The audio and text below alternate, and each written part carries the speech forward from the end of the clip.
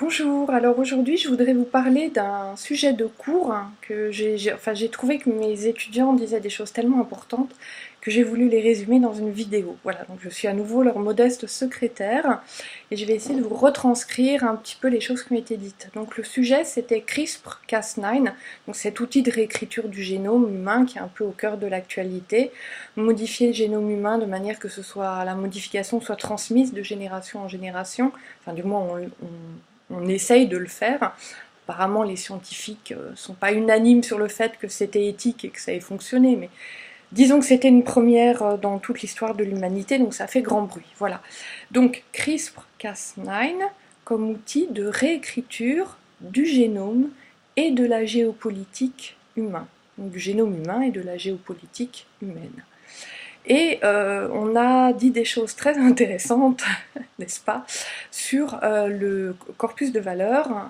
Donc on n'est pas trop rentré dans les détails scientifiques.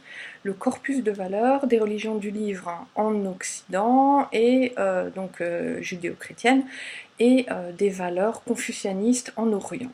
Donc on a vraiment deux façons de voir le monde qui sont vraiment différentes. D'un côté, la religion du livre, judéo-chrétienne, on a un corpus de valeurs qui est qu'on doit se conformer à des normes et qu'on ne doit pas jouer à Dieu. Ça revient d'ailleurs régulièrement pour les premières médicales, chirurgicales, première transplantation cardiaque faite en France par le professeur Christian Cabrol pour toute l'Europe. Oh, il a joué à Dieu, oh mon Dieu, Frankenstein. Bon. Et puis aujourd'hui, il n'y a jamais assez de donneurs, il n'y a jamais assez de transplantation, quel scandale. Vous voyez un petit peu le retour de balancier, trop dans un sens, après trop dans l'autre. Mais bon, voilà, ça c'est la religion du Dieu unique, la religion du livre, monothéisme, donc religion judéo-chrétienne. Si on a un enfant malade, et ben peut-être qu'on va essayer d'en avoir plusieurs, comme ça on en aura dans l'eau qui iront bien, et puis on sera agréable à Dieu, enfin quelque chose comme ça. Vous pouvez adapter selon les variantes. Et de l'autre côté, confucianisme. Alors confucianisme, c'est commun à bouddhisme, shintoïsme et toutes ces religions en Asie, puisque Confucius était en fait la personne qui était le disciple qui était à l'origine de tout ça et qui à l'époque était un peu un loup solitaire. S'il avait pu savoir son importance dans l'Asie d'aujourd'hui, ça lui aurait mis du baume au cœur. À l'époque, il était un petit peu à prêcher dans le désert, et donc ce que disait Confucius, c'est qu'il est de la responsabilité de chacun, même au plus bas de l'échelle sociale, le paysan qui travaille sa terre, dans la Chine agricole arriérée du Moyen-Âge, des temps très anciens, chacun doit prendre en main sa formation intellectuelle, développer son savoir, sa formation physique, morale, mentale. Donc toujours progresser, cette idée de toujours progresser. Et on en est arrivé à voir deux gamines qui n'avaient pas du tout le même point de vue. Donc une européenne qui disait si j'ai un enfant malade, je fais ce que je peux pour le soigner, et puis si ça ne marche pas, de toute façon j'en aurai d'autres. Et sa contrepartie chinoise choquée qui disait ben non, nous nos familles elles sont petites, on n'a qu'un enfant, s'il faut se passer 10 fois sur le corps pour le guérir, à payer cher et à modifier le génome pour en extirper la maladie, même si on ne sait pas trop bien encore comment on va faire, et ben go quoi, voilà. Et donc c'était deux façons de faire, deux façons de voir les choses très différentes. Et très vite, on a vu qu'en fait, un moyen d'honorer les ancêtres pour les Asiatiques, c'est de toujours prouver vis-à-vis de ses ancêtres et des générations à venir qu'on va vers une amélioration.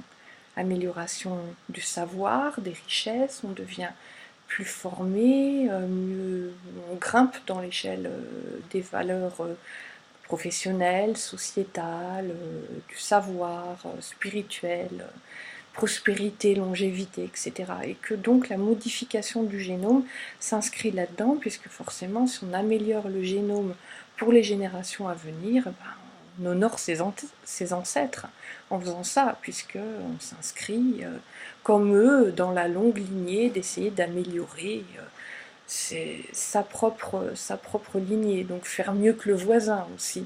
Mais ça, c'est une valeur spirituelle en Asie, c'est pas du tout du show-off ou de la frime, comme ça pourrait être vu de façon très négative.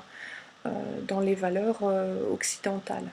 Donc ça, on a trouvé ça très intéressant pour nos personnages, puisqu'on écrit une fiction avec des personnages très différents.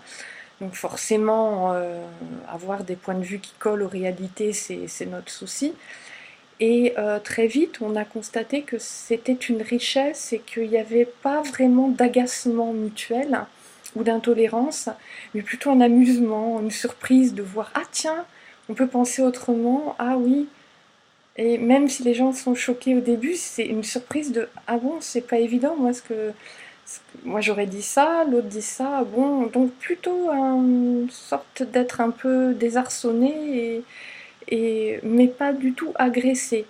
Et très vite, donc la préoccupation était que si toutes ces différences sur les corpus de valeurs ne sont pas pris en compte par les scientifiques pour faire on va dire, harmoniser, ou en tout cas mettre des seuils de tolérance qui soient compatibles avec ces valeurs sur le plan de la science, donc de ce qui peut être fait, on va avoir un genre de mur qui va se créer et qui peut-être favorisera le tourisme médical ou post-humain pour les gens qui veulent se bidouiller, s'augmenter, les très riches qui sont au-dessus des lois et qui craignent pas les retours de bâton, qui vont faire une commande, je veux un bébé comme ci, comme ça, et qu'ils feront faire, je sais pas, en Chine, en Thaïlande, que sais-je encore, et donc Hong Kong, enfin bon, et donc c'était très intéressant de voir que si on prend conscience que cet outil pour réécrire le génome humain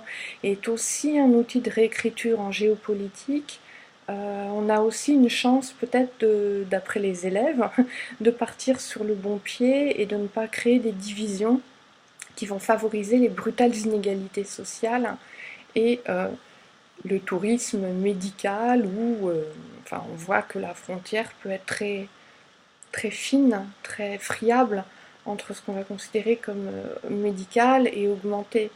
Par exemple, j'ai montré à dessin à mes élèves un extrait de présentation scientifique du sommet de Hong Kong où se réunissaient des généticiens pour discuter de la modification du génome humain, des normes, des dernières percées scientifiques et des dernières controverses. Et très vite, un élève chinois m'a dit « Mais pourquoi on peut avoir le droit de guérir le sida et pas avoir plus de masse musculaire ?» Il ne comprenait pas. Alors je lui ai dit « Ben, dans un cas, tu guéris, dans l'autre cas, tu augmentes l'humain, tu le modifies. » Et il m'a dit « Mais madame, augmenter, c'est très bien, on s'améliore. » Donc c'était un bon sujet, un bon confucianiste, vous voyez.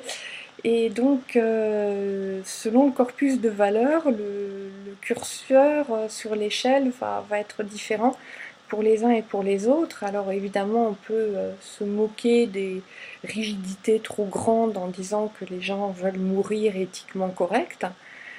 Et à l'autre spectre, on aura donc des très riches qui pourront se permettre toutes les modifications qu'ils veulent du moment qu'ils puissent aller se les payer et ce qu'ils ne manqueront pas de faire.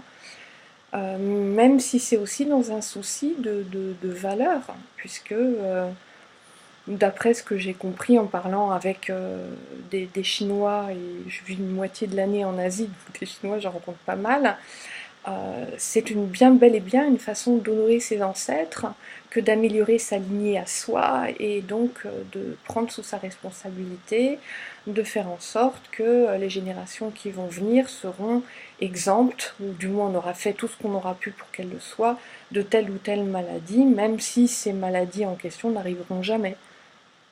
Ça peut éventuellement interloquer quelqu'un qui va être plutôt du corpus de valeurs de l'Occident. Voilà. Donc c'était un point géopolitique intéressant. Avouez que ce sujet vous embouche un coin. C'est normal, nous voyons loin, nous sommes en route pour l'astéroïde DRD4. Ne manquez pas prochainement notre science-fiction Genomics Asteroid apparaître en français. Le sujet du jour était donc CRISPR-Cas9, un outil de réécriture du génome et de la géopolitique humaine. Avouez que si monsieur les dessous des cartes sur Arte était là, je serais contente qu'il fasse un point sur le sujet, il le ferait bien mieux que moi. Voilà, merci à tous pour votre écoute, à bientôt pour de nouvelles aventures, ciao bye.